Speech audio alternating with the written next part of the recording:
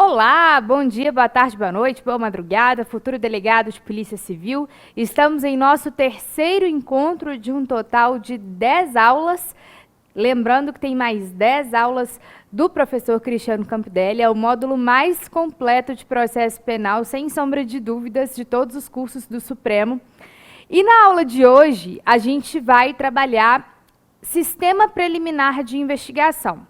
Serão 3 aulas destinadas a essa temática, portanto, hoje nós veremos 1/3 desta aula proposta. E aí, o sumário e o guia de consulta, eles servirão para as próximas 2 aulas, além desta, as próximas 2 aulas. Lembrando, recapitulando, que nas aulas anteriores nós vimos a parte introdutória de Direito Processual Penal. Então, ali a gente trabalhou o conceito, a finalidade, a base principiológica, os sistemas processuais. Depois falamos sobre a aplicação da Lei Processual Penal no tempo e no espaço, interpretação e integração da norma processual penal. Hoje, a nossa aula é destinada a falar sobre o sistema preliminar de investigação, mas tendo por foco primordial o inquérito policial. O inquérito policial é uma espécie do gênero sistema preliminar de investigação, mas é o procedimento investigativo por excelência. Como aqui nesse curso regular, e eu reitero que você fez uma excelente escolha em optar por um curso extensivo, porque aqui é o momento que a gente tem, de fato, uma excelente oportunidade para ensinar direito processual penal e não apenas revisar, como a gente faz em cursos intensivos. Eu vou dar primeiro uma visão panorâmica da persecução penal para você, explicando onde que a investigação está e qual a importância dela para o processo penal, e aí sim a gente depois começa a falar sobre inquérito policial propriamente dito. Combinado? Ótimo. Na tela, então, o tema da nossa aula, meu nome e meu Instagram. Vamos ao roteiro, que eu repito, eu coloquei das aulas no plural propositalmente, porque será o roteiro das próximas 3 aulas. Então, veremos conceito, e aí o conceito já será o de inquérito policial, as características, as formas de instauração e espécies de cognição, as diligências, os prazos, relatório final e indiciamento. Falaremos sobre a prerrogativa de foro e como que isso impacta nas investigações, o arquivamento, o desarquivamento e a retratabilidade do arquivamento, o direito de defesa dos agentes de segurança pública e forças armadas, portanto, falaremos sobre o artigo 14A do CPP, o ANPP, que está no artigo 28A, tanto 14A quanto 28A são inovações legislativas trazidas pelo pacote anticrime. Ambos os artigos estão com eficácia. Falaremos sobre o juiz das garantias, que, embora também seja trazido pelo pacote anticrime, as suas disposições, que vão do artigo 3º-B ao 3º-F, está com a eficácia suspensa, mas não raro tem caído em prova, e é importante que nós falemos sobre essa nova figura aí no direito processual penal brasileiro. Identificação criminal, então trabalharemos a lei específica da identificação, que também não raro tem caído em prova, e quando cai se refere ao sistema preliminar de investigação, e outras investigações, mostrando, portanto, que é uma aula que, embora tenha por foco principal o inquérito policial, não ficará exclusivamente focado no inquérito policial. Ao final, nós resolveremos ainda, o último ponto do nosso roteiro, alguns exercícios, para que a gente possa ver como que essa temática é cobrada em provas de delegado Brasil afora. Na tela, vamos ver o guia de consulta. Então, aqui está o nosso roteiro completo. Eu acredito que na aula de hoje a gente chegue no máximo até relatório final e indiciamento, mas isso será equilibrado ao longo das 3 aulas. Guia de consulta, pessoal, onde que você vai abrir o seu Código de Processo Penal? Do artigo 3º-B ao 28A. Estamos falando aí, portanto, do título 2º do CPP, que é o título que fala sobre a investigação criminal. A Lei 12.037 de 2009 é a lei da identificação criminal, um ponto que trabalharemos na nossa aula. Leremos alguns dispositivos legais desta lei. duas súmulas muito importantes. A primeira delas é uma súmula vinculante, que é a 14, que diz respeito ao direito do advogado de ter acesso aos autos investigativos, e a súmula 524 do STF, que fala sobre a possibilidade do desarquivamento. A gente vai ler ambas as súmulas ao longo das nossas aulas. Beleza, pessoal, vamos conversar então, a partir de agora, sobre a persecução penal, para que nós possamos entender onde que está esse sistema preliminar de investigação. Alguns manuais, quando vão falar da temática, em vez de falar do inquérito policial, tem alguns manuais que tratam assim, inquérito policial, já começa falando do procedimento investigativo por excelência.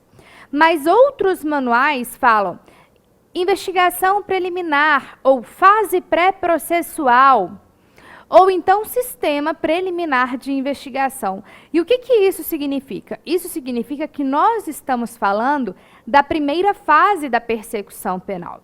A gente vai desenhar aqui agora uma linha do tempo que simboliza a persecução penal. O que é persecução penal? Persecução penal é o conjunto de atividades voltadas à prestação jurisdicional na aplicação do direito penal objetivo. Parece muito abstrato, mas eu lhe trouxe, na verdade, o conceito de direito processual penal. Só que, em vez de eu falar conjunto de normas, eu falo conjunto de atividades. Então, é algo mais concreto, que se inicia desde o momento em que uma infração penal é cometida e, em regra, termina com o trânsito em julgado de um processo.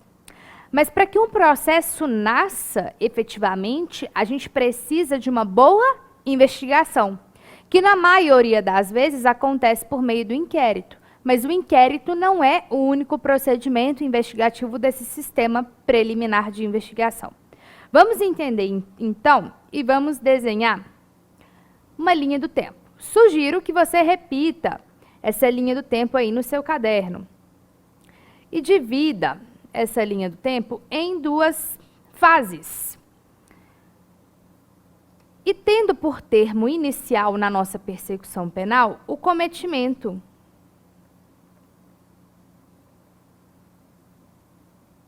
de uma infração. Essa infração, ela pode ser um crime ou ela pode ser uma contravenção penal. O que de fato tem que ocorrer é a violação de uma norma penal. O termo final seria o trânsito em julgado de um processo.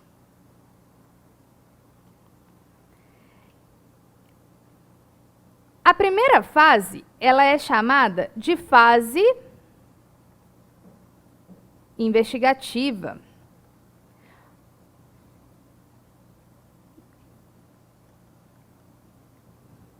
Já a segunda fase é chamada de fase judicial ou fase processual, enquanto a fase investigativa pode ser chamada de fase pré-processual. O que é o grande divisor de águas para nós de uma fase para outra? O grande divisor de águas é o nascimento do processo. Esse nascimento do processo ocorre quando uma ação penal é oferecida.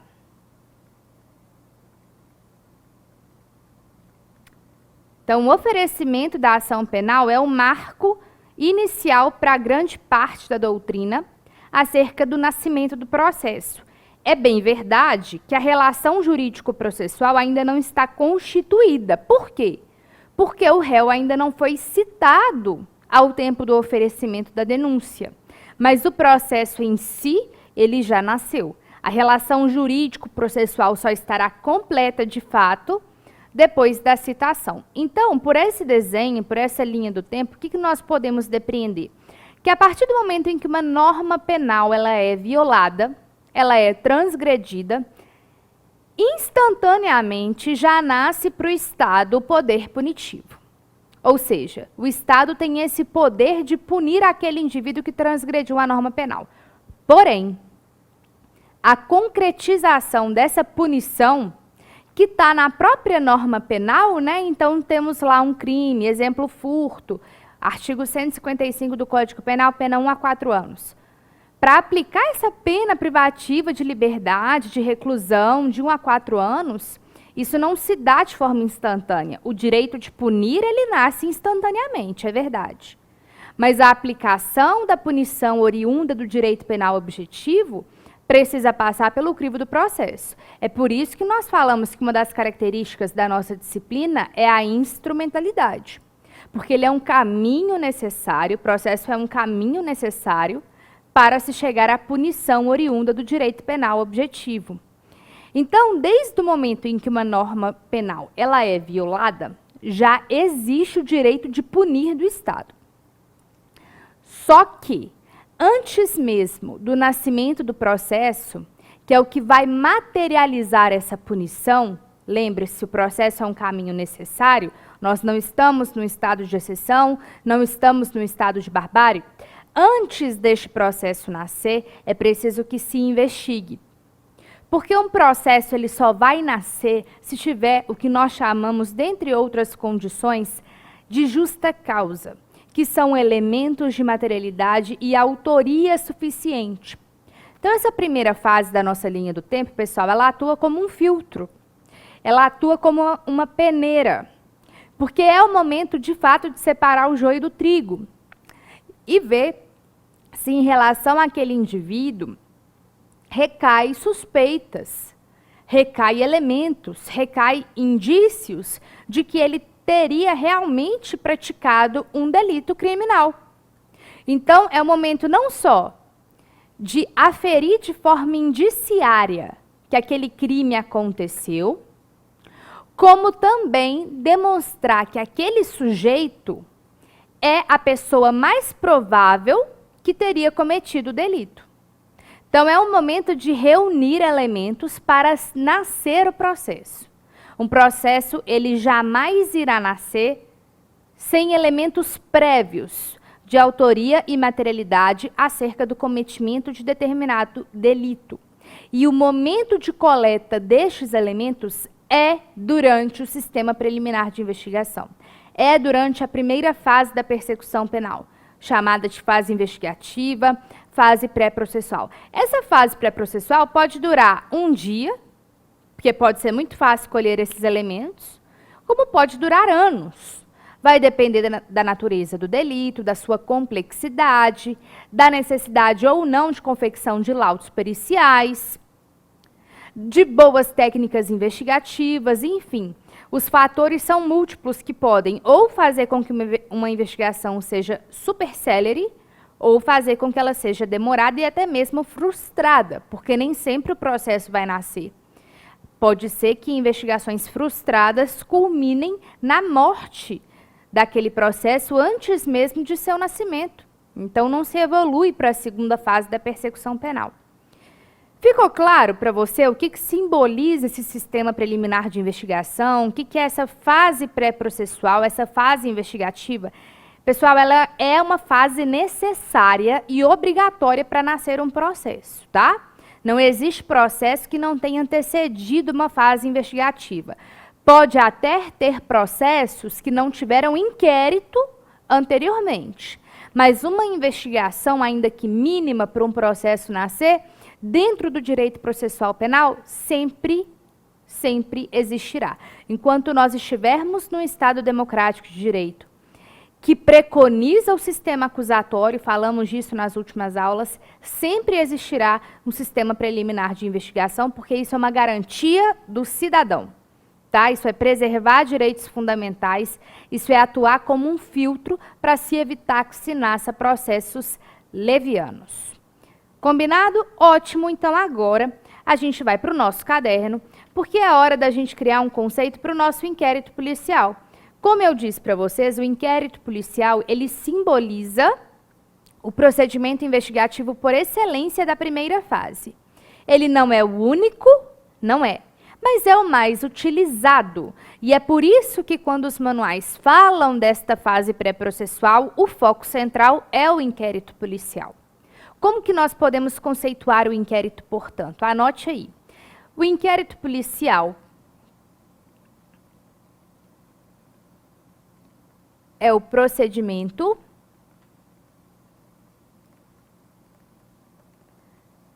administrativo preparatório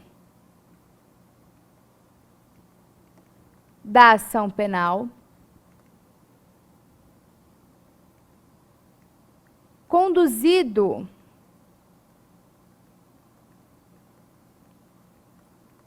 pela polícia judiciária que tem por finalidade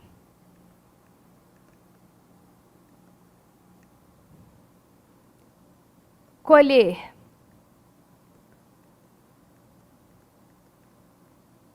elementos de autoria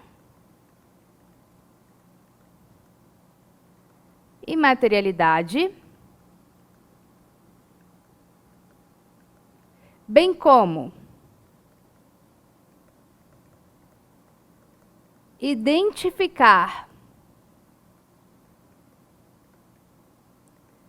fontes de prova sobre determinada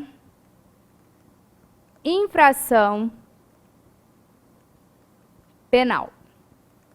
Então, o que é o inquérito policial? É um procedimento administrativo preparatório da ação penal, conduzido pela polícia judiciária, que tem por finalidade colher elementos de autoria e materialidade, bem como identificar fontes de prova sobre determinada infração penal. Pode voltar para mim.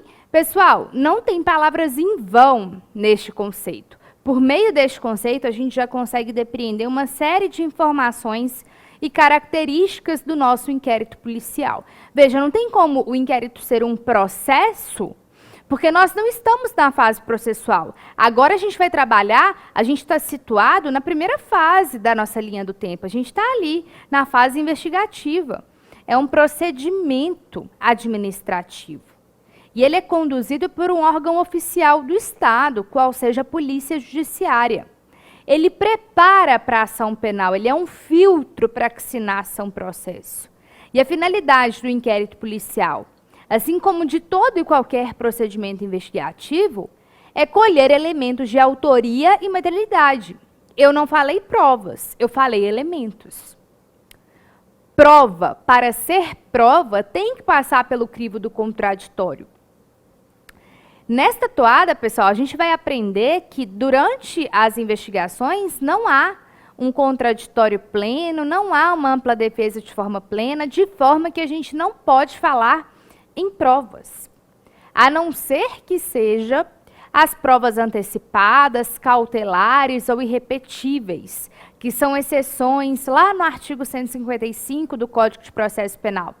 Mas são exceções, o nome já diz. Isso passa pelo crivo judicial, para tanto, na maioria das vezes. E aí sim, havendo um contraditório sendo real ou diferido, a gente pode falar em prova no inquérito, mas a grande maioria do que se colhe lá são elementos, porque não há um contraditório. Não por acaso, quando o processo nascer, lá na segunda fase da persecução penal, tudo aquilo que foi colhido no inquérito policial será repetido, principalmente na audiência de instrução e julgamento. E ele vai ser repetido por uma razão muito simples, porque ali ele vai passar pelo crivo do contraditório. Então, ali no processo é o momento que os elementos viram provas, porque terá contraditório. Mas no inquérito ainda não, no inquérito ainda são elementos. O máximo que se faz é identificar fontes de provas. Mas aí, o que é identificar? É apenas nomear, é apenas declinar, é apenas apontar que, por exemplo, aquela pessoa, Maria da Silva, teria visto o crime de homicídio acontecer. Então, Maria da Silva é uma pessoa. Ela é uma fonte de prova, em que, quando o processo nascer, vai dar o seu testemunho, vai dar o seu depoimento na qualidade de testemunha direta. O seu depoimento é um meio de prova, Maria, enquanto testemunha, é uma fonte de prova. No inquérito, o máximo que se pode fazer é identificar Maria como uma fonte de prova. Ela pode até falar em sede policial, mas esse ainda não é o seu testemunho oficial, porque não foi produzido sob o crivo do contraditório. O que será prova será quando Maria for chamada em audiência judicial para dar o seu testemunho. Então, o máximo que se faz no inquérito policial é identificar as fontes de prova e colher os elementos de autoria e materialidade, que são extremamente importantes para o nascimento de uma ação penal, mas ainda não são, em regra, provas. E ainda coloquei no nosso conceito em relação a determinada infração penal. Então, o crime ou a contravenção já aconteceu. A investigação, ela atua de forma repressiva. Não se instaura nenhum procedimento investigativo dentro do direito processual penal para prevenir alguma coisa. Aqui a gente trabalha com repressão. O crime e a contravenção acontece e depois que ele acontecer, a gente investiga. Prevenção é trabalho de polícia ostensiva, realizada primordialmente pela polícia militar. Quando nós falamos em polícia judiciária, a gente está falando numa polícia repressiva. Não é porque nós somos incompetentes, é porque nós temos um papel específico de atuar depois que o crime acontece. A função preventiva fica a cargo de outra polícia, que não é judiciária. Ficou claro? Então agora a gente vai destrinchar ainda mais esse conceito e vamos falar sobre as funções do nosso inquérito policial. Uma já está dentro do próprio conceito.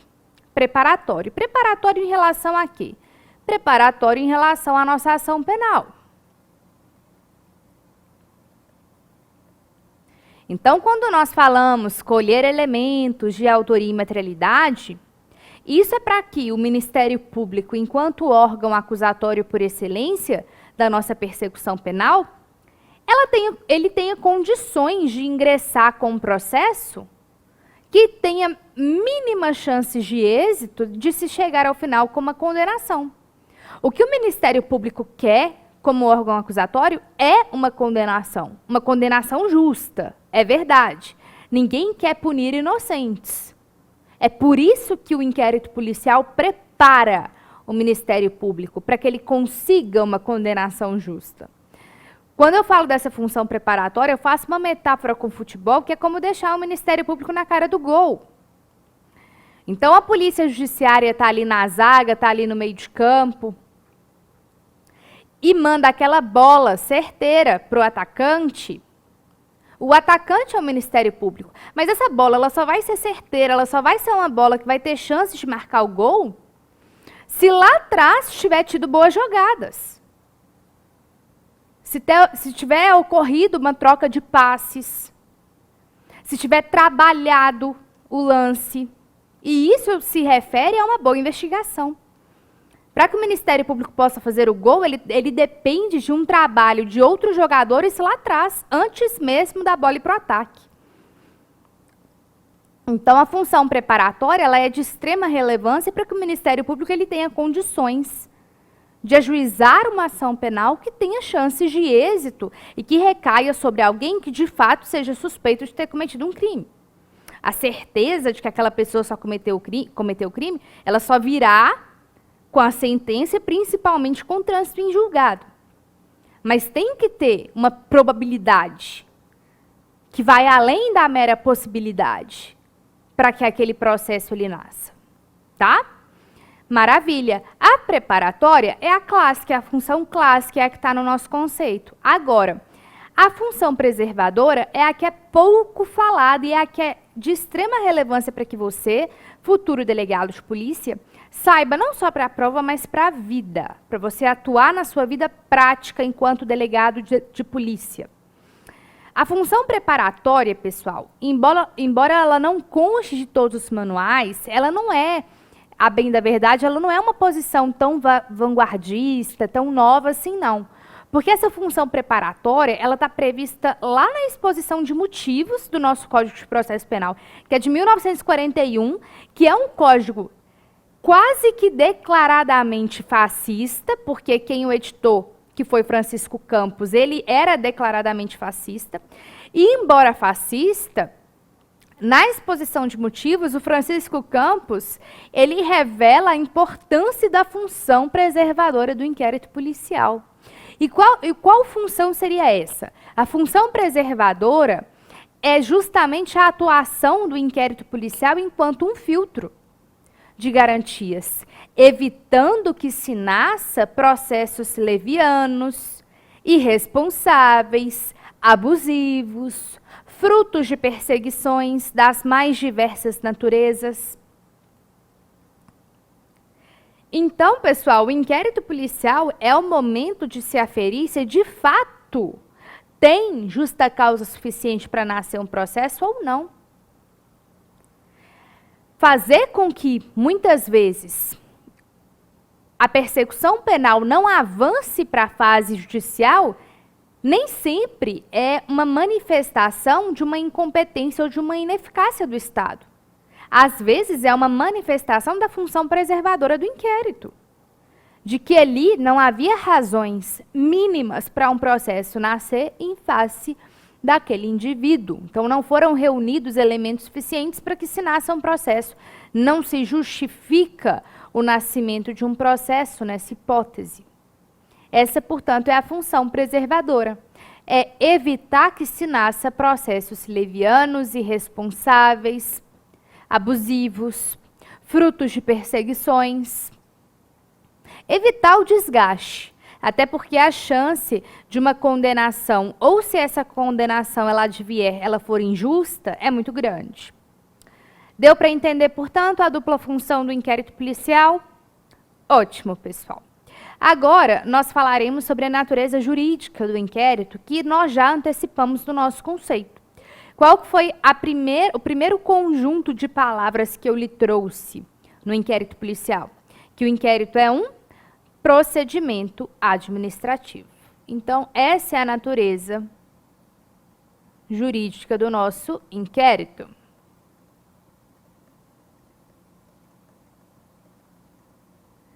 E, por consequência disso, não há uma contaminação da ação penal superveniente. Trouxe aqui alguns precedentes para que depois você leia, você acompanhe e entenda melhor. Mas explicando, como assim não contaminar a ação penal superveniente? Veja que a ação penal ela tem uma natureza distinta do inquérito policial e de qualquer outro procedimento investigativo. Os procedimentos investigativos, eles ainda estão na seara administrativa. Para a gente falar na seara judicial, a gente tem que necessariamente falar em processo. E o processo só vai nascer se tiver tido uma investigação. Então, por ser de natureza jurídicas diferentes, é que não há como alguma irregularidade do inquérito policial contaminar por completo o processo. O máximo que pode acontecer, pessoal, é a desconsideração daquele elemento enquanto potencial para a formação de uma prova. Isso pode causar algum transtorno dentro do bojo do processo? Sim, pode. Mas não contaminará o processo como um todo. Ok? Então, não é porque alguma irregularidade ou algum ato foi feito em desacordo com a lei no inquérito policial que o processo não pode nascer. Ele nascerá. Pode ser que aquele elemento em questão esteja contaminado e não pode repeti-lo no processo. Ok, mas isso não contamina o processo como um todo. Maravilha? Ótimo, pessoal. E aí, qual que é a atribuição para a presidência do inquérito? A gente já adiantou, trazendo no nosso conceito que ele é conduzido pela polícia judiciária.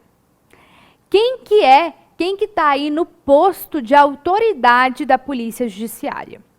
É você, futura delegada de polícia. Então, a atribuição para a presidência do inquérito na tela é do delegado. Também chamado de autoridade policial. Porém, pessoal, tem uma diferença substancial entre as funções de polícia judiciária e as funções de polícia investigativa. Pessoal, continuando sobre inquérito policial, a nossa aula parte 1 de 3 de Sistema Preliminar de Investigação, nós estamos conversando sobre a atribuição para o inquérito policial.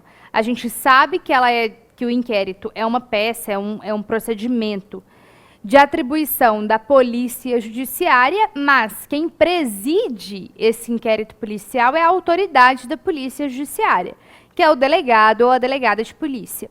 E dentro dessa ótica de polícia judiciária, a gente precisa diferenciar as funções de polícia judiciária, propriamente dita, e polícia investigativa. Eu não estou falando que essas funções elas são feitas por órgãos diferentes, atenção. Eu só estou falando que as funções são diferentes. Não é muito comum da gente encontrar essa diferenciação em manuais. São manuais mais aprofundados que tratam sobre isso. Renato Brasileiro de Lima, por exemplo, que é um manual que eu super recomendo que seja adotado por você, ele faz essa diferenciação das funções. Por quê? Porque muitas vezes, pessoal, a Polícia Civil ou a Polícia Federal, ela está fazendo uma atribuição que é própria de auxiliar o Poder Judiciário. E essa função de auxiliar o Poder Judiciário é próprio de uma função judiciária. Então, pessoal, quando aí o delegado de polícia ele representa por uma prisão em juízo, o juízo defere e expede mandado de prisão. Para que nós possamos cumprir essa prisão, então a gente vai lá na casa do sujeito, dá o famoso pulão e prende a pessoa. Essa função de cumprimento de mandado judicial é uma função judiciária. Porque a gente está dando apoio para uma ordem judicial pedida por nós, é verdade. Mas que quem deu a palavra final foi o Poder Judiciário. Da mesma forma, quando o juiz ele expede um ofício para o delegado de polícia em relação a um processo que já está em curso, mas ele está precisando de alguma informação, ou ele está precisando da folha de antecedentes criminais, oriunda lá da polícia, tem a judicial, mas às vezes ele quer a policial. E o delegado de polícia fornece, ele presta essas informações do juízo, esta função também é uma função judiciária. Nós vamos ler o artigo 13 do CPP, lá tem 4 incisos. E o artigo 13, ele versa sobre as funções da polícia judiciária. Lá do outro, quando a gente vai para a polícia investigativa, para as funções de polícia investigativa, a gente não lê o rol do artigo 13. A gente lê o rol do artigo 6º, que nós também leremos. Que aí sim, a função investigativa ela está ligada especificamente à função de investigar. Função essa que não depende da polícia judiciária. Em alguma diligência ou outra, vai precisar da autorização judicial, é verdade. Porque está se tutelando ali direitos e garantias fundamentais que, para serem violados não num sentido pejorativo, mas relativizados, melhor dizendo, é preciso da autorização judicial, porque aqueles direitos eles estão amparados pela reserva de jurisdição. Então, só o juízo pode falar quando relativizá-los ou não. Mas a grande maioria das diligências investigativas, elas não precisam da autorização judicial. E elas estão relacionadas não a ajudar o Poder Judiciário, mas em elucidar um crime, a levantar elementos de autoria e materialidade. E esta é a função da polícia investigativa. A Polícia Civil e a Polícia Federal, que são as polícias judiciárias por excelência, reúnem essa dupla função no mesmo órgão, na mesma pessoa. Porém, ora a polícia está fazendo uma função de polícia judiciária, ora ela está fazendo uma função de polícia investigativa. Na maioria das vezes é uma função de polícia investigativa, mas ela também atua na função da polícia judiciária. Então, pessoal, a polícia judiciária que é esse nome lato que se dá, porque quando você vai falar polícia judiciária, você já linka Polícia Civil e Polícia Federal, isso não quer dizer que ela não faça atribuições de polícia investigativa, muito pelo contrário, o que prevalece é a função de polícia investigativa. E lá no artigo 144 da Constituição, nós vemos que a Polícia Federal incumbe investigar os crimes que afetam de algum modo a União, bens, interesses, direitos, serviços. E o Estado, na figura da Polícia Civil dos Estados, atuam de modo residual. O que não for da federal vai ser da Polícia Civil. Não é porque, atenção a isso, não é porque a Polícia Federal se chama Polícia Federal que ela só serve à Justiça Federal. Na grande maioria das vezes, sim, porque tem uma semelhança de atribuição e competência. Mas é super possível que uma investigação que tenha sido perpetrada pela Polícia Federal corra na Justiça Estadual. Porque o crime não é de competência da Justiça Federal, mas exigiu uma repressão uniforme, ou teve o que nós chamamos de interestadualidade, então o crime ele avançou as fronteiras estaduais e isso exigiu uma função da Polícia Federal, mas que pode muito bem correr na Justiça Estadual. Não tem problema. Tá? Então, o rol de atribuições da Polícia Federal não se coaduna necessariamente com o rol do artigo 109 da Constituição, que fala das funções, fala da competência da Justiça Federal. Show? E a Polícia Militar, pessoal? Como que a gente pode colocar, situar, contextualizar a Polícia Militar nesta seara? Pessoal, na tela, a Polícia Militar, em essência, é o que nós chamamos de polícia administrativa. Então, pode voltar para mim, não confunda o fato do inquérito policial ser um procedimento administrativo com a polícia administrativa. A polícia administrativa não é o órgão quem conduz e quem preside o inquérito, que é um procedimento administrativo. Quem conduz o inquérito policial é a polícia judiciária. A polícia administrativa, ela está afeta a funções diversas, diferentes da investigação. Notadamente, pessoal, a polícia administrativa exerce uma função preventiva, ostensiva, de patrulhamento. Então, pessoal, o fato da polícia militar ser fardada e a polícia civil não ser, tem uma razão de ser. Porque é a polícia fardada que exerce essa função preventiva. Ostensiva. Ela tem que aparecer para a sociedade. Ela tem que mostrar que está ali, no local. Não para investigar depois que o crime acontecer, mas para evitar com que ele se consume. Então, a polícia administrativa, pessoal, ela está exercendo funções preventivas, de proteção a bens jurídicos. A sua função é evitar que o crime ocorra. Se o crime acontecer, vem a polícia judiciária para atuar. Mas é a polícia administrativa quem tem a função de evitar que o crime ocorra. Quando um crime acontece, a polícia administrativa, ela pode até participar de forma efetiva da captura daquele sujeito em estado flagrancial. Porque provavelmente vai ser a que vai chegar mais rápido. O numerário da polícia administrativa, até porque exerce uma função preventiva, é muito maior. Na totalidade, praticamente, dos estados. Você percebe, você deve acompanhar aí no seu estado. A visibilidade, os recursos, até mesmo as campanhas políticas, elas dão muito mais atenção às polícias militares, que são as administrativas, do que às civis. E isso não é à toa.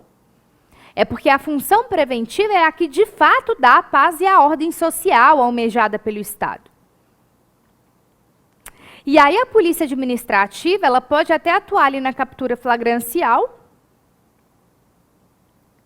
mas quem vai terminar esse auto de prisão em flagrante delito é a polícia judiciária, porque aí já nasceu a investigação. Tá, pessoal? Então, veja, a polícia administrativa ela está relacionada com funções de ostensividade, patrulhamento e preventividade. Cuidado, não coloquem guarda municipal nesse balaio. Embora a guarda municipal exerça uma função preventiva, ela atua na função de proteção de bens, serviços e interesses do município. Ela não está no rol do artigo 144. Ela está num parágrafo do artigo 144. Ela não é uma polícia. Recentemente, o STF falou que os guardas municipais têm porte de arma, mas isso foi recente. E essa discussão só foi tão polêmica e demorou tanto tempo para acontecer porque guarda municipal não é polícia. Se fosse, já teria porte de arma há muito tempo. Tá? Agora, uma discussão importante. A polícia militar, embora seja administrativa, em essência, é a que tem a função de patrulhar, de prevenir que o crime ocorra.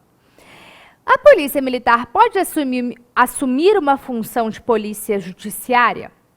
Você consegue visualizar uma situação em que isso ocorra? Resposta, sim, mas nos crimes militares. Então, a gente tem o Código Penal Militar, a gente tem o Código de Processo Penal Militar e a gente tem a Justiça Militar. E é a própria lei castrense, a própria lei militar, que diz o que é crime militar. Então, se a gente for lá no artigo 9º e 10º do Código Penal Militar, você verá o que é considerado crime militar. Se aquele fato for um crime militar, pessoal, quem irá investigar e instaurar o chamado inquérito policial militar é a polícia judiciária, mas da polícia militar. Então, terão policiais militares incumbidos dessa função, que não são delegados. Delegado de polícia é uma função exclusiva das polícias civis e federal, mas vai ter lá um tenente, um sargento, alguém de um posto um pouco superior, para exercer essa função de presidente do inquérito policial militar e investigar os fatos de um crime militar.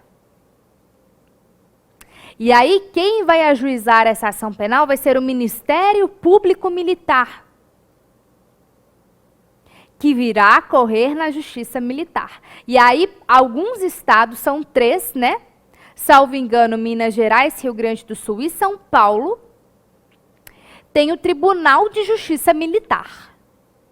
Os outros estados, eles têm uma justiça militar dentro do próprio Tribunal de Justiça do Estado. A gente vai falar muito sobre essa justiça militar na aula de competência, que a gente também vai ter muito tempo para falar sobre isso. Então, eu só quero que você entenda que a polícia militar é uma polícia administrativa, mas que nos crimes militares vai exercer a função de polícia judiciária. Mas a polícia judiciária, em essência, para os crimes comuns, que são os crimes que nós trabalhamos aqui em nossa disciplina,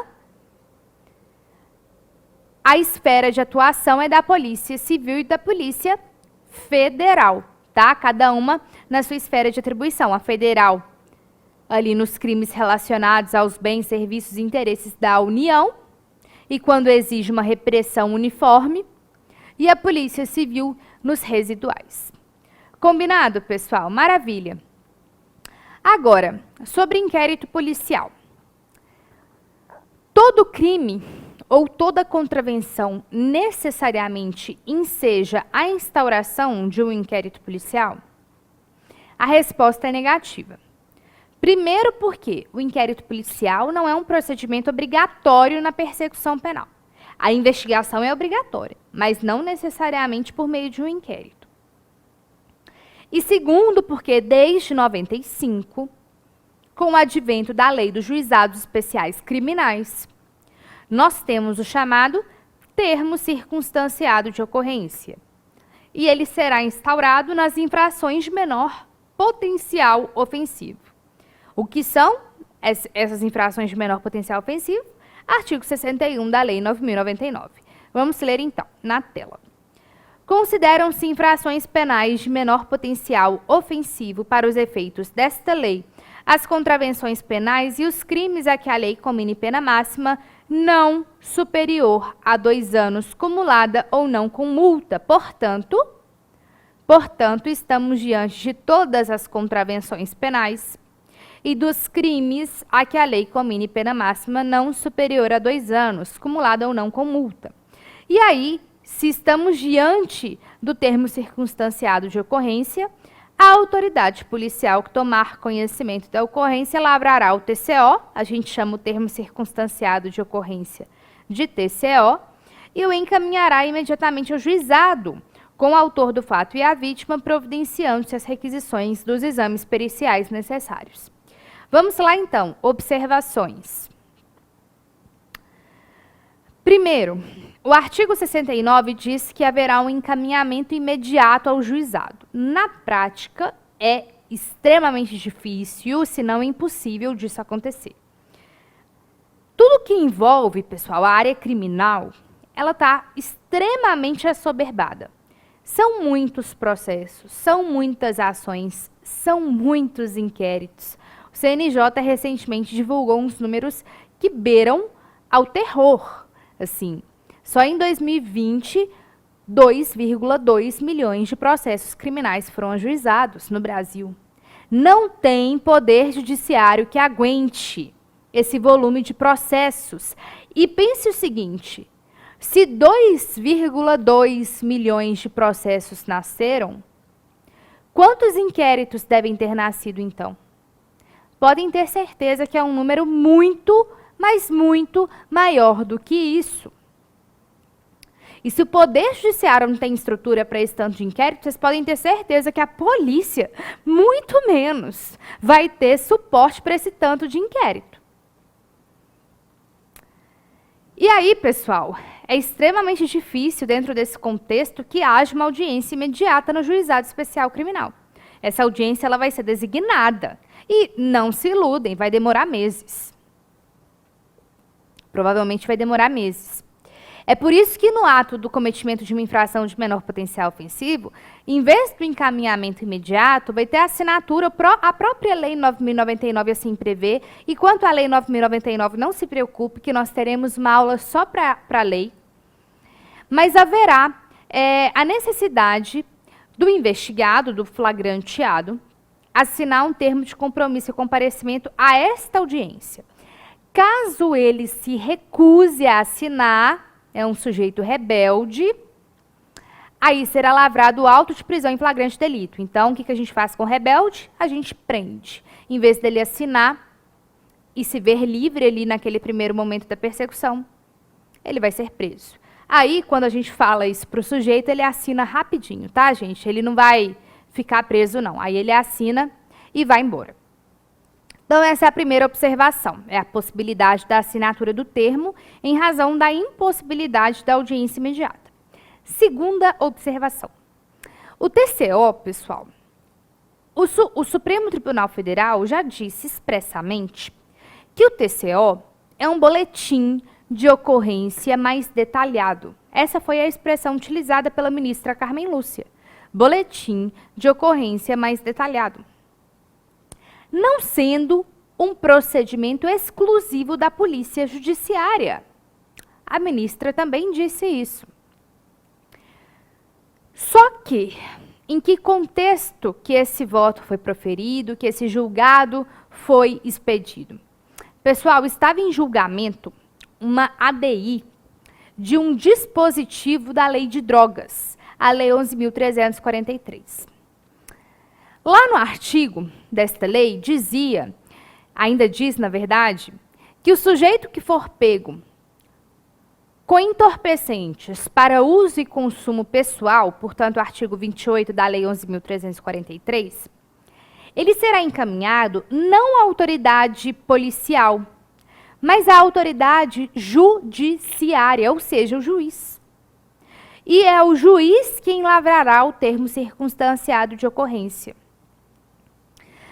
Aí, pessoal, questionou-se esse dispositivo ao argumento de que o termo circunstanciado de ocorrência, enquanto um procedimento investigativo, ele deveria ser de titularidade exclusiva da Polícia Judiciária. Isso chegou ao STF. E o STF disse o seguinte: não. O TCO não é um procedimento exclusivo da Polícia Judiciária, porque ele não passa de um boletim de ocorrência mais detalhado. E em não passando disso, e aí, pessoal, no voto ainda falou, dentro desse contexto de não se criminalizar o usuário de drogas, que não é um criminoso, é apenas um dependente, não é justo que ele passe pela delegacia de polícia como se criminoso fosse, para assinar o seu termo de compromisso e comparecimento numa audiência. O ideal é que ele passe diretamente pela figura do juiz e que esse juiz já lavre o TCO, lembrando que o artigo 28 não tem uma pena privativa de liberdade. O que tem ali são penas de cunho educativo, buscando tirar a pessoa desse mundo das drogas, buscando fazer com que ela cure de sua dependência. E é exatamente por esse tratamento diferenciado do artigo 28, que é o que nós chamamos de uma infração despenalizada, não descriminalizada, mas despenalizada, porque não tem pena privativa de liberdade imposta, é que se decidiu pela constitucionalidade desse dispositivo. E isso abriu uma brecha para se concluir que outros órgãos poderiam lavrar o TCO, principalmente a Polícia Militar, que de muito tempo já vem brigando por isso. O STF não falou em nenhum momento sobre a Polícia Militar nesse julgado, mas de fato ela abriu uma porteira. Porque se não é exclusivo da Polícia Judiciária, significa dizer que outros órgãos podem fazê-lo. E se o juiz pode, por que a Polícia Militar não vai poder? Então, pessoal, cuidado com algumas conclusões que foram feitas de forma muito precipitada. Em nenhum momento o STF falou da Polícia Militar, mas é um precedente que dá aso a esse raciocínio. E eu preciso lhe dizer, pelo menos aqui em Minas Gerais, a experiência que nós temos é que a Polícia Militar, em várias comarcas, faz sim o TCO, tá? Principalmente quando não depende de perícia, porque perícia ainda está vinculada à polícia técnico-científica da Polícia Judiciária. Mas tem muito TCO que não precisa de perícia. E a Polícia Militar tem feito normalmente. Beleza, pessoal? Essa confecção do TCO pela Polícia Militar muitas vezes está regulamentada por normativas infralegais. Então, uma resolução, um provimento do Tribunal de Justiça em conjunto com a Polícia Judiciária, a Polícia Militar, tá bom? Até para privilegiar uma celeridade aí no atendimento, que muitas vezes as delegacias de plantão da Polícia Civil e da Polícia Federal estão assoberbadas de demandas e a Polícia Militar pode ali fazer o TCO na hora sem passar pela delegacia. Mas eu reitero, não temos normativas legais sobre o assunto, como também não temos uma discussão jurisprudencial relativa à Polícia Militar no que tange a um controle concentrado de constitucionalidade. Então, o STF, em sede de controle concentrado, não se manifestou sobre isso. Combinado, pessoal? Maravilha. A gente, então, vai evoluir para as características do nosso inquérito policial. Já abrimos o parênteses do termo circunstanciado de ocorrência, já fechei esse parênteses, porque o restante do conteúdo sobre o juizado especial criminal e, consequentemente, do TCO, a gente vai falar numa aula específica, tá bom? Do juizado especial criminal. E lá eu posso até trazer para você esse julgado aí da lei de drogas.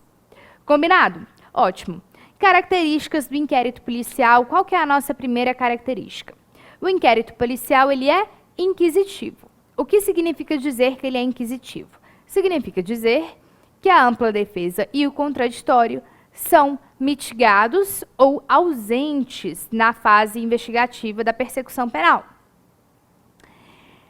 Pessoal, se o nosso investigado, o nosso suspeito, né, a pessoa que recai suspeitas de que teria cometido uma infração penal, se ela quiser constituir um advogado para acompanhá-la durante essa fase, ela pode.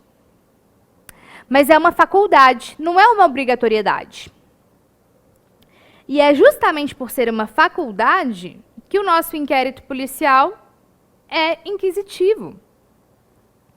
Pessoal, se o delegado de polícia ele quiser interrogar o nosso suspeito sem um advogado presente, isso é plenamente possível. Isso não fere nenhuma garantia.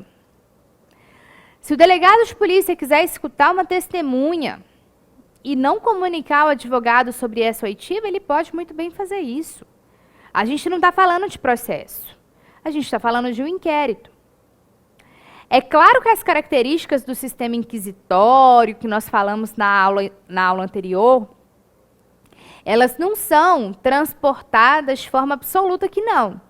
A gente não fala em tortura, sistema tarifado de provas, concentração das funções do juiz, a gente não fala disso. Mas a gente fala, sim, em mitigação da ampla defesa do contraditório. A gente continua tratando o nosso investigado como um sujeito de direitos. A gente respeita direitos e garantias fundamentais na fase preliminar de investigação.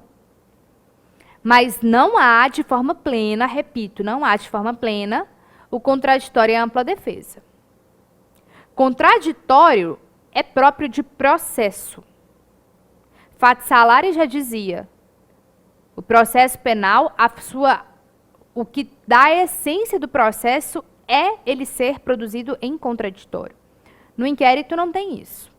Tá? Então, inquisitivo, ampla defesa e contraditório mitigados. A próxima característica, pessoal, é que nós estamos diante de um procedimento que é escrito. Escrito significa, em verdade, caderno apuratório. São atos que são plenamente documentados. Isso não significa dizer que o nosso inquérito não possa ser eletrônico. Pode, muitos estados estão se modernizando neste sentido. Também não significa dizer que não pode ser juntado aos autos, CDs, pendrives, fotografias, prints, áudios. Aquele babado, confusão e gritaria que a gente vê em alguns inquéritos. Pode acontecer, pode juntar. Isso não vai perder a característica do nosso inquérito ser escrito. Ainda, pessoal, o nosso inquérito ele é sigiloso. O sigilo, pessoal, é uma característica importante das investigações. Para que uma investigação seja bem feita, na grande maioria, se não na unanimidade das vezes, na grande maioria, a gente precisa trabalhar com sigilo, com o fator surpresa. Porque é óbvio que aquele sujeito que de fato praticou um crime, ele não quer ser preso. Ele vai fazer de tudo para que não sejam colhidos elementos de autoria ou de materialidade. Se a gente não trabalhar sob sigilo, a chance de a gente não conseguir esses elementos são muito altas. Agora, não é porque o inquérito é sigiloso que o advogado eventualmente constituído pelo investigado não possa ter acesso aos autos, muito pelo contrário. É um direito do advogado ter acesso aos autos, assegurado por uma súmula vinculante, a 14, que nós leremos juntos daqui a pouco. Então, o sigilo é só para assegurar o fator surpresa. Parte-se de uma ideia de que o Estado está em desvantagem. A partir do momento em que o sujeito comete um crime ou uma contravenção, ele está ali no monopólio das provas. Dizem que não existe crime perfeito, né? O que existe é crime mal investigado. Mas fato é que se ele trabalhar direitinho ali no momento do crime, ele vai dificultar bastante o trabalho da polícia. E é justamente partindo dessa ideia que o sigilo é importante para tentar equilibrar essa desvantagem causada pelo cometimento de uma infração. Então, o sigilo ele está calcado, fundamentado nessa ideia de desvantagem do Estado. E lembrem-se da mitigação da súmula vinculante 14. Pessoal, continuando então as características do inquérito policial, antes só um parênteses, eu pesquisei aqui para vocês no finalzinho do bloco, caso você queira consultar sobre o artigo da Lei de Drogas, que foi objeto de discussão na STF, que gerou toda aquela conclusão a respeito do TCO, o artigo é o 48, ok? Da Lei 11.343. Aí faça a leitura dos parágrafos, principalmente do primeiro e do segundo. Próxima característica na tela, o nosso inquérito policial, ele é oficial. Oficial por quê?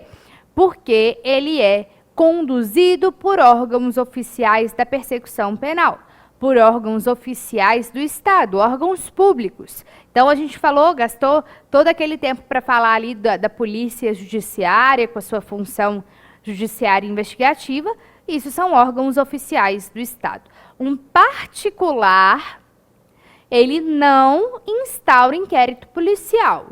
Da mesma forma que um outro órgão público, que não a polícia judiciária, também não instaura inquérito policial. Pode até investigar, pode, mas instaurar inquérito não. Ele é um procedimento oficial, oficial da polícia judiciária, que é um órgão do Estado. Próxima característica, o nosso inquérito ele é oficioso, mas veja, oficioso apenas nas ações penais públicas incondicionadas. O que isso significa dizer? Pessoal, as ações penais públicas incondicionadas são a regra no nosso ordenamento jurídico. Se nós lermos ali o artigo 100 do Código Penal e seguintes, você verá que a regra é que os crimes sejam de ação penal pública incondicionada, de forma que não depende de nenhuma representação, requisição, requerimento para que o inquérito policial nasça. Ou seja, a autoridade policial pode instaurar o inquérito policial de ofício, independente de qualquer pedido. Se o crime for de ação penal pública condicionada ou privada, o legislador vai nos dizer: esse crime somente se procede mediante representação, ou este crime somente se procede mediante queixa. E aí, nestes casos, para se instaurar o inquérito policial, vai precisar das condicionantes. No caso da condicionada, vai precisar da representação, no caso da privada, vai precisar do requerimento do ofendido. Certo? Ótimo, pessoal. Então, a regra é que ele seja oficioso, porque a grande maioria dos crimes do nosso ordenamento são crimes de ação penal pública incondicionada. O nosso inquérito policial, ele é indisponível. O que isso significa? Artigo 17 do Código de Processo Penal. A indisponibilidade significa que a nossa autoridade policial, você, delegado, delegada de polícia, não poderá mandar arquivar os autos do inquérito. Ou seja, para que o inquérito policial seja arquivado, precisa passar necessariamente por um outro órgão. Não dá para se arquivar este inquérito policial no bojo da própria polícia. Falaremos ainda bastante sobre arquivamento do inquérito policial.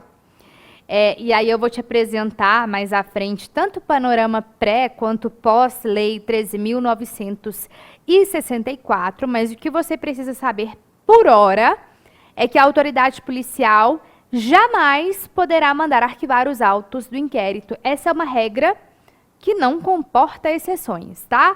O examinador das provas de concurso público Brasil afora já tentou lhe confundir, apresentando algumas exceções que, em caso de atipicidade, a autoridade policial pode mandar arquivar os autos. Não. Não se iluda, nem toda regra tem exceção, e essa é uma delas. A autoridade policial não poderá mandar arquivar os autos do inquérito. A próxima característica é a da dispensabilidade. Eu acho que depois que a gente desenhou a linha do tempo, e eu lhe expliquei sobre o sistema preliminar de investigação, ficou fácil entender que o inquérito policial não é o único procedimento investigativo da fase preliminar de investigações. Ele é o principal? Ele é o principal. Ele é o mais usado? Ele é o mais usado. Ele é o mais completo? Ele é o mais completo. Mas ele não é o único, tá? Então, a gente tem aí o Ministério Público tendo a possibilidade de instaurar o que nós chamamos de PIC, Procedimento Investigativo Criminal? Sim, né, o STF já decidiu em precedente emblemático, em que ele adotou a teoria dos poderes implícitos, ou seja, quem pode mais, pode menos, ele decidiu que o Ministério Público pode sim investigar, claro que pautados em algumas condicionantes, em alguns requisitos, mas isso não obsta o Ministério Público de investigar da mesma forma que não impede o promotor de justiça que atuou na investigação de atuar na fase processual. Então, pessoal, lembrem-se que o inquérito policial não é o único procedimento investigativo da fase investigativa. Tem uma doutrina mais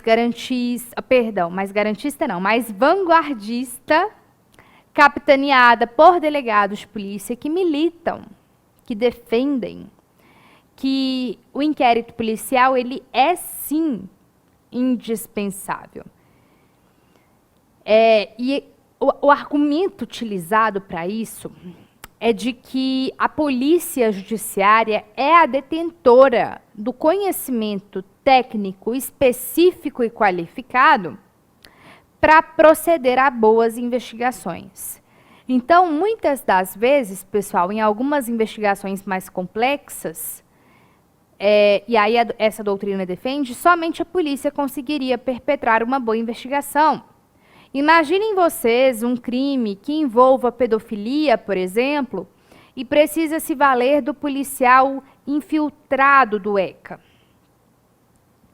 Como que um outro órgão ou um particular vai se valer de policial infiltrado se eles não têm policiais?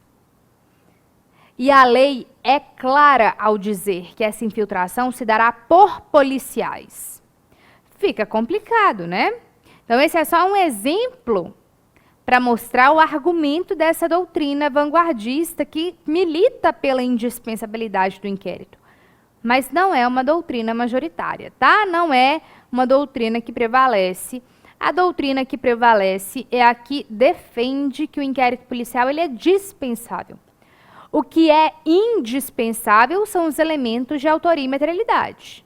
Mas o inquérito, não. Esses elementos eles podem ser colhidos em outros procedimentos, em outras investigações. Ok, pessoal? Maravilha. Temos aí uma outra característica da unidirecionalidade. E aí, eu estou até lembrando aqui agora, enquanto eu estava falando dessa dispensabilidade, eu estava até conversando com a Júlia, que é a nossa camera girl aqui do nosso estúdio, sobre algumas séries da Netflix, Globoplay, enfim. Tem um documentário no Globoplay bem interessante, pessoal, que é o caso do Celso Daniel. E lá, nessa série, houve investigações independentes entre a Polícia Civil e o Ministério Público. E aí vocês veem, aí vocês tirem suas próprias conclusões, tá? Da opinião, da investigação, de como que cada órgão conduziu, isso aí, vocês, se tiverem interesse, vocês assistem e tirem as próprias conclusões. Mas eu estou falando isso para ilustrar que o Ministério Público ele pode investigar. E ele pode investigar mesmo que a Polícia Civil ou a Polícia Federal concomitantemente esteja investigando. No caso do Celso Daniel, foi uma misturada danada. Entrou a Polícia Federal, entrou a Polícia Civil, entrou o Ministério Público. A Polícia Civil teve uma conclusão de que era um crime comum. O Ministério Público, outra conclusão, de que era um crime político. E aí você vê o embaraço quando as instituições não trabalham de forma coordenada, coesa, gerou ali uma rixa institucional. Isso pode ser um problema prático, mas não teve ali ilegalidade na investigação ministerial. Beleza? Se foi de seu interesse, veja, eu te garanto que pelo menos em termos de processo penal rende boas, excelentes reflexões, tá bom? Unidirecional por quê? Unidirecional porque a gente colocou no nosso conceito, inclusive, né, que o inquérito policial ele é preparatório da ação penal. Portanto, pessoal, a doutrina majoritária apregoa que o inquérito policial ele tem um único destinatário, que é o membro do Ministério Público, que é quem vai oferecer a ação penal pública, né? A grande maioria dos nossos crimes são de ação penal pública. Então, o Ministério Público, enquanto órgão acusatório titular da ação penal pública, ele tem que estar convencido para dar início a este processo. Então, o inquérito policial, quando a gente brincou, é colocar o Ministério Público na cara do gol. Ele tem por destinatário o Ministério Público. É o que nós chamamos de opinio delicti, um termo em latim, que significa convencimento do promotor. E aí, pessoal, mais uma vez, a doutrina vanguardista critica essa unidirecionalidade, aduzindo que o delegado ou a delegada de polícia também seriam destinatários desse procedimento investigativo, uma vez que eles fariam o indiciamento ou não daquele suspeito. Mais uma vez, é algo que não encontra consonância na doutrina majoritária, tá bom? Ainda prevalece que o nosso inquérito policial, ele é unidirecional. Combinado? Ótimo. Nossa última característica, pessoal, para que nós possamos evoluir, é que o inquérito policial é retrospectivo. Retrospectivo porque nós estamos com os olhos voltados ao passado. Lembre-se sempre dessa lógica repressiva. Primeiro o crime acontece, depois a investigação nasce. Então, quando a investigação nasce, o que se tem por foco, por objeto, por finalidade, é tentar entender o que aconteceu. É fazer uma reconstrução dos fatos da forma mais fiel possível. É claro que repetir o passado de forma fidedigna é utópico. Mas a gente tem que chegar ao mais próximo daquela verdade, do que realmente aconteceu, da verdade dos fatos, certo? Pessoal, vamos então trabalhar agora a fundo algumas características. Então, a gente vai pegar uma lupa e vai colocar em algumas características para a gente poder tecer alguns comentários, mencionar alguns precedentes. A primeira característica que a gente vai pôr uma lupa essa que está na tela. O fato do nosso inquérito ser inquisitivo ou inquisitório são sinônimos. E aí, pessoal, eu disse para vocês que o fato do inquérito policial ser inquisitivo significa dizer que o contraditório e a ampla defesa são mitigados. Não necessariamente ausentes, mas são mitigados.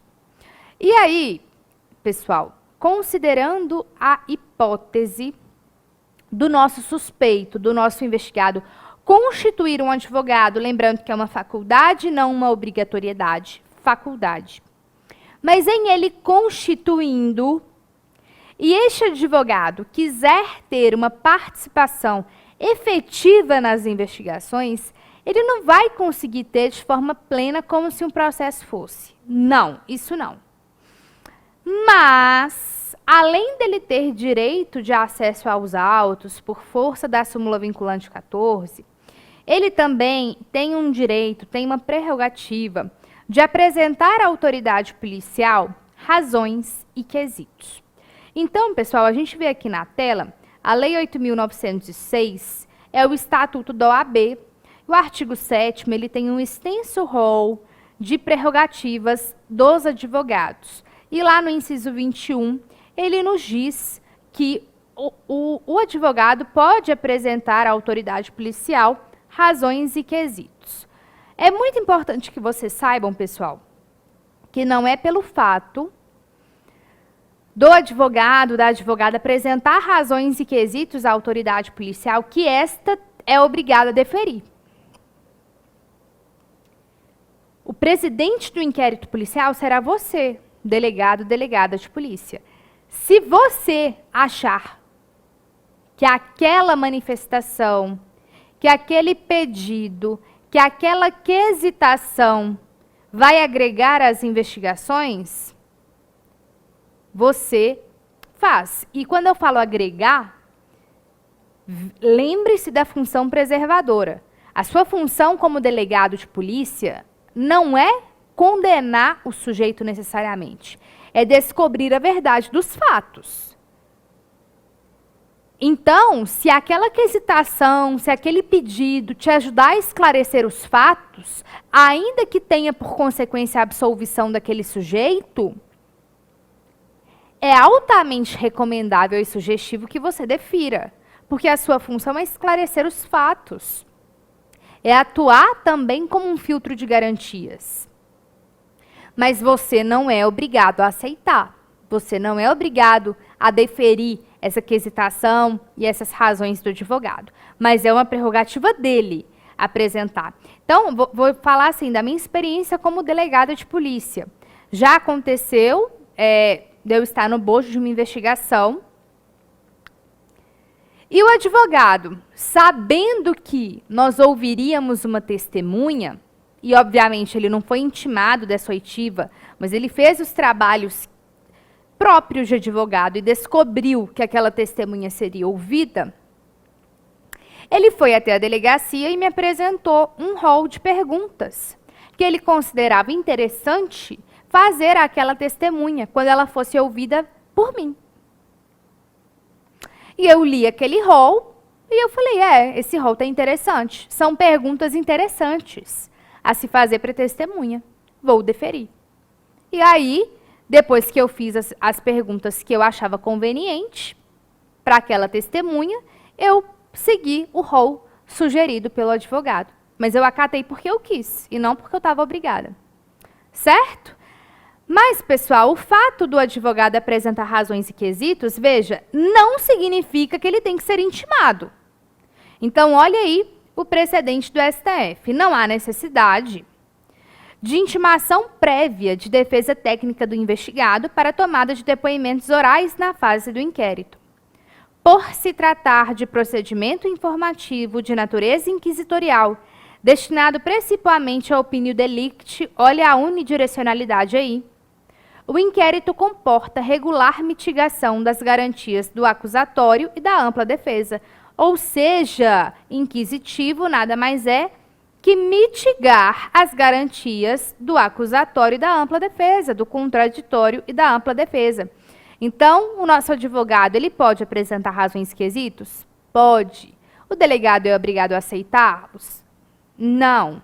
Ele é obrigado a receber a petição, mas a acatar o pedido? Não. Da mesma forma, não tem uma obrigatoriedade de se intimar aquele advogado falando, dia tal vou escutar a testemunha X, hein? Dia tal vou fazer a perícia tal. Não, também não. Não é processo, é inquérito. Ok? Ótimo, pessoal. Passando para uma outra característica que está relacionada com a característica da inquisitoriedade, mas principalmente com a característica do sigilo, falemos aqui sobre a súmula vinculante 14. Antes, uma observação que eu esqueci de trazer no bloco anterior, eu disse para vocês o seguinte, na maioria das vezes o sigilo é importante para as investigações. Porém, pessoal, tem investigações que o sigilo é prejudicial, viu? Isso é uma exceção. Tem investigações que o correto, o recomendável, o saudável é trabalhar sobre a publicidade. E aí o exemplo que eu lhe dou são aqueles casos em que o investigado ele ainda está sendo procurado. Então imaginem vocês um estuprador em série em que as vítimas ajudaram a construir, melhor dizendo, o retrato falado daquele sujeito. Você já deve ter visto casos como esse no noticiário. E aí o que a polícia precisa é da maior publicidade possível sobre aquele retrato falado, primeiro, para capturá-lo, para identificá-lo. Segundo, para conseguir com que mais vítimas se encorajem e falem e vão até a delegacia falar. Porque geralmente, né, criminosos em série faz mais de uma vítima. Nem todas têm coragem ou têm disposição de ir até uma delegacia de polícia. Então, às vezes a publicidade, ela encoraja vítimas e ajuda na identificação do suspeito. Mas isso vai depender muito do quê? Da natureza do crime, né? Vamos então para a súmula vinculante 14. De extrema relevância, cai muito em prova. é direito do defensor, no interesse do representado, ter acesso amplo aos elementos de prova que, já documentados em procedimento investigatório realizado por órgão com competência de polícia judiciária, digam respeito ao exercício do direito de defesa. Pessoal, isso tem alguns desdobramentos. Veja que a própria súmula nos diz documentados, o que nos leva a crer que diligências que estão em curso, que ainda não se finalizaram, não estão abarcadas por esta súmula. E apesar da súmula falar de direito de defesa, é algo bastante criticável na doutrina, né? Porque se a gente está falando em investigação é inquisitório por natureza, não tem um direito de defesa, tem uma ampla defesa mitigada. Mas é a redação da súmula, se cair assim para você na prova, você marque como correto. Pessoal, atenção que o STF já fez um recorte em investigações que reúnem dados sigilosos de pessoas diversas. Quando o advogado ele tem um cliente que não se refere aos dados sigilosos de pessoas diversas, e esses dados eles não contribuem para o direito de defesa do investigado, tem de se fazer um recorte, porque aí privilegia-se a privacidade, intimidade, o sigilo de informações e dados daquelas pessoas. E aí o acesso aos autos é mitigado, não dando acesso ao advogado dos dados sigilosos de terceiros. Ou seja, quando envolver dados sigilosos, então tem que ser necessariamente assuntos que estejam amparados pelo sigilo. Então, por exemplo, um extrato bancário de uma testemunha que por alguma razão está ali juntado aos autos. Se não diz respeito ao direito de defesa do investigado, não há por que dar acesso a ele disso, ok? Ainda, pessoal, reitero que os elementos que não estão documentados, eles não são dados acesso ao advogado, eles estão protegidos pelo que nós chamamos de sigilo interno. E se essa súmula vinculante 14 é descumprida, é desrespeitada, quais são as medidas cabíveis? São 4. Vamos a elas. A primeira é a reclamação. Por quê? Porque uma súmula está sendo violada e isso desafia a autoridade de um tribunal, né? Sabemos que a reclamação pode ser ajuizada para preservar a autoridade de todo e qualquer tribunal, nesse caso do STF. Então, a reclamação vai ser ajuizada no próprio STF. Mas também pode ser um habeas corpus, se estivermos diante de um crime que tenha pena privativa de liberdade cominada, ou de uma medida de segurança, caso contrário, e até mesmo de uma petição ajuizada diretamente ao juiz daquela comarca. Tá bom? Então, a reclamação seria direto para o STF, o HC, o MS e a petição seria ao juiz da comarca, uma vez que a autoridade que está desrespeitando a súmula vinculante é a autoridade policial. Chamo a atenção de vocês, pessoal, que no artigo 23 da Lei de Organizações Criminosas, a Lei 12.850, existe uma modalidade especial de sigilo. Então, eu vou até buscar aqui para vocês essa lei. Ela nos diz, até por força da complexidade das investigações que envolvem as organizações criminosas, que em alguns casos especiais, quem decreta esse sigilo é o juiz, mas tão somente nessa hipótese, tá, da lei de organização criminosa. E aí, para se ter acesso, também precisaria da autorização judicial. Vamos aqui para a tela. O sigilo da investigação poderá ser decretado pela autoridade judicial competente. É uma exceção, tá, gente? É um sigilo especial para a garantia da celeridade e da eficácia das diligências investigatórias, assegurando-se ao defensor, no interesse do representado, amplo acesso aos elementos de prova que digam respeito ao exercício do direito de defesa, devidamente precedido de autorização judicial. Então, veja que o artigo 23, ele pega um pouquinho da redação da súmula vinculante 14, mas ele adequa a complexidade investigativa da organização criminosa, exigindo autorização judicial nesta hipótese, ressalvados os referentes às diligências em andamento. Então, da mesma forma, tem a ressalva dos elementos não documentados. Aí, determinado o depoimento do investigado, seu defensor terá assegurado a prévia vista dos autos, ainda que classificados como sigilosos, no prazo mínimo de 3 dias que antecedem ao auto, podendo ser ampliado a critério da autoridade responsável pela investigação. Então, veja vocês aí, pessoal, que é uma modalidade especial de sigilo. Via de regra, quando a gente trabalha com a súmula vinculante 14, nós estamos lidando com um acesso aos autos que é dado pela própria autoridade policial. O que, na lei de organização criminosa, caso decretado, não é porque é a organização criminosa que vai decretar, mas caso decretado esse sigilo pela autoridade judicial, aí o acesso também tem que se dar pela autorização da autoridade judicial. Combinado? Deu para entender? Maravilha. Qualquer coisa também eu estou à disposição no portal de dúvidas.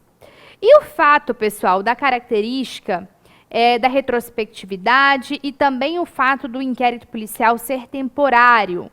Qual é a consequência disso, pessoal? Veja vocês que desde o momento em que se tem uma persecução penal, isso já impõe alguns desgastes para o nosso investigado. Não é porque o processo nasce lá na frente que o investigado ele não é constrangido já de pronto. Pode ser, pessoal, que o inquérito policial que perdure aí anos a fio, sem um deslinde, isso cause um abalo emocional para o nosso suspeito tão grande, que isso por si só já é caracterizador do que nós chamamos de constrangimento ilegal. E aí, se tem constrangimento ilegal, isso enseja o trancamento das investigações. Então, veja vocês aqui na tela, pessoal, que o excesso de prazo do inquérito policial para o STJ já foi causa de trancamento do inquérito por patente ineficiência estatal. Então, anos de inquérito sem avanço para a fase judicial da persecução penal pode ensejar o seu trancamento. E ainda, pessoal, veja o que diz o artigo 31 da Lei de Abuso de Autoridade. Estender injustificadamente a investigação, procrastinando-a em prejuízo do investigado ou fiscalizado, pode acarretar numa detenção de 6 meses a 2 anos e multa. Ainda, incorre na mesma pena quem, inexistindo prazo para execução ou conclusão de procedimento, o estende de forma imotivada, procrastinando-o em prejuízo do investigado ou do fiscalizado. Beleza, pessoal? Antes da gente avançar, apesar de eu ter trazido para vocês aqui um precedente do STJ, o STF já se manifestou da mesma forma. Inclusive, a gente tem um precedente icônico, para não denominar de outra coisa, que foi as investigações, pessoal, do político Aécio Neves. O que se teve ali foi uma investigação que correu no STF, a gente vai falar sobre prerrogativa de foro mais à frente, e o ministro Gilmar Mendes, ele trancou o inquérito que investigava alguns crimes do Aécio Neves, porque havia 10 meses de investigação. E por conta disso, isso era tempo demais e precisava se trancar o inquérito. O próprio Renato Brasileiro de Lima, ele tece duras e ácidas críticas a esse precedente, tá? Por isso que eu estou à vontade para falar sobre ele aqui. Porque 10 meses, pessoal, não é nada. Não é nada para uma investigação. Tem investigações que demoram 5, 6 anos. E o crime ainda não está prescrito. Então, falar que 10 meses configura constrangimento ilegal é uma palhaçada, ainda mais em crimes de alta complexidade, como os de colarinho branco. Mas fique aí a título de conhecimento e curiosidade que o STF já considerou 10 meses muito tempo, mas isso em função de um réu de um investigado, né, especialíssimo aí, ó, que tem pulseirinha do camarote, que é o Aécio Neves, tá bom?